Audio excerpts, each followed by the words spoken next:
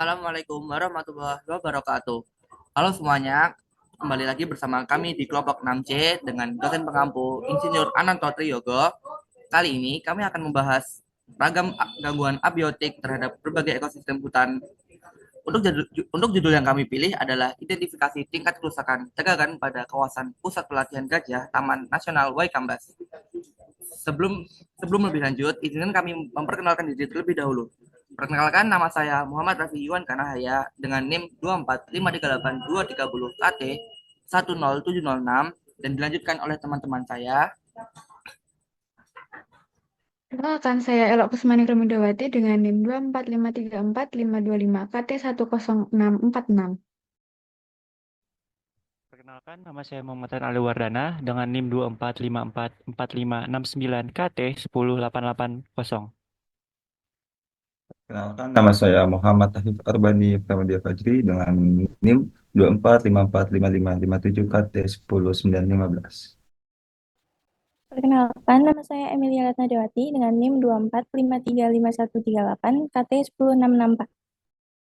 Perkenalkan, nama saya Farah Aisyah dengan NIM 245433758 KT 10851. Perkenalkan, nama saya Mutia Alfa Hasanah dengan NIM 245404443 KT 10769.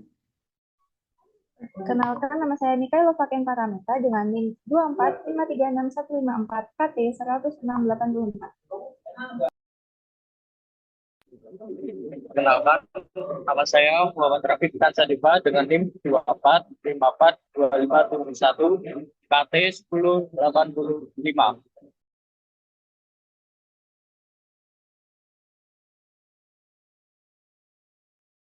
Baik, selanjutnya mari kita pahami definisi dari gangguan abiotik dan gangguan antroposentrik yang akan dijelaskan oleh Ali.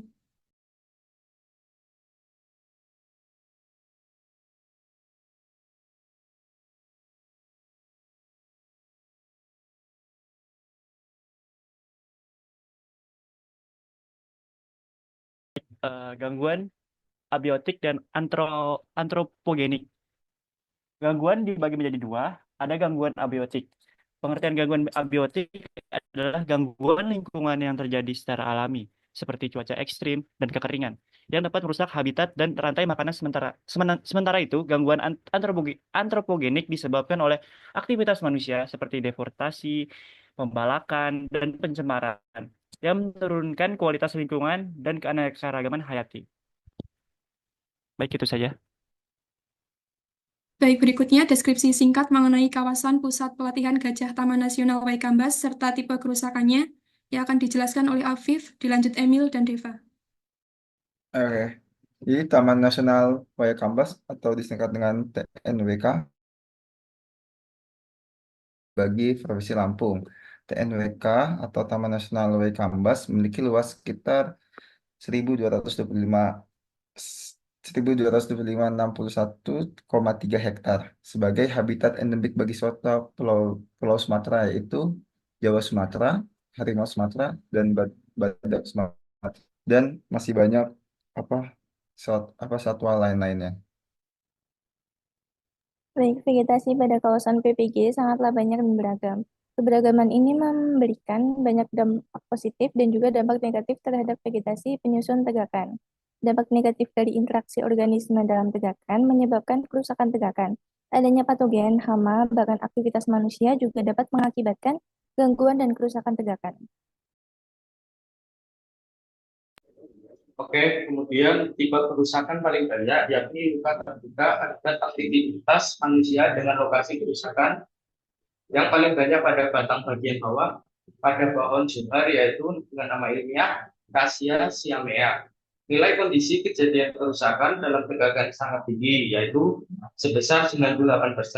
Sedangkan kondisi tingkat kerusakan menunjukkan kategori ringan, yaitu sekitar 24,69%. Hal ini menunjukkan bahwa meski kerusakan berkategori ringan, namun dengan kejadian serangan yang tinggi, maka besar pula potensi timbulnya kerusakan tersebut.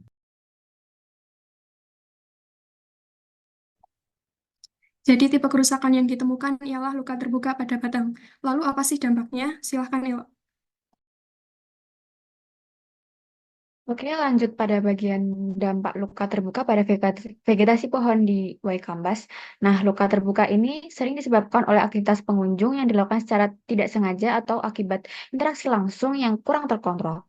Contoh aktivitas yang sering menyebabkan luka pada pohon seperti membuat coretan atau ukiran pada batang pohon atau tidak sengaja menginjak akar di sekitar pohon. Luka ini membuka akses bagi organisme perusak seperti bakteri, virus, dan hama yang menyerang jaringan kayu dan menyebabkan kerusakan lebih lanjut. Jamur perusak kayu yang dapat berada di pohon memanfaatkan luka ini untuk berkembang dan menyebar di dalam pohon. Akibatnya, potensi tumbang atau robohnya pohon meningkat karena pelapukan kayu melemahkan struktur pohon secara keseluruhan. Luka terbuka yang tidak ditangani berpotensi membahayakan di kemudian hari. Kemudian bagian penyembuhan yang akan dibacakan oleh Farah. Jadi penyembuhan dari luka terbuka itu yang pertama, pohon yang sehat akan menutup luka lebih cepat, begitu pula dengan pohon yang lebih muda. Karena jaringannya itu masih bagus dan dia itu bisa recovery dengan sendirinya. Yang kedua, kecepatan pemulihan sangat dipengaruhi oleh kondisi lingkungan perkembangan, kekuatan dan kesehatan pohon. Karena aspek-aspek tersebut itu sangat keterkaitan untuk penyembuhan pohon tersebut. Dan yang terakhir, kita itu tidak boleh membalut lukanya. Karena dengan membalut luka, berarti kita itu memperlambat penutupan dan dapat mencegah penyembuhan karena ketersediaan oksigen ke jaringan terhambat. Selanjutnya, silahkan Mita. Nah, status kawasan Pusat Pelatihan Gajah Taman Nasional Waikambas yang merupakan kawasan konservasi menyebabkan banyak wisatawan datang berkunjung, di mana hal ini memengaruhi kondisi kerusakan terdapat tidak hanya disebabkan oleh satwa yang ada di kawasan pusat pelatihan gajah tersebut, namun juga pengunjung yang secara sengaja maupun tidak sengaja memberikan kerusakan berupa luka terbuka pada terdapat vegetasi di sana.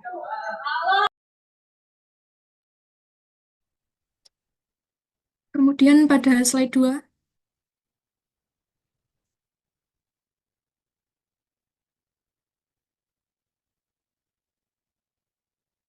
Slide 2.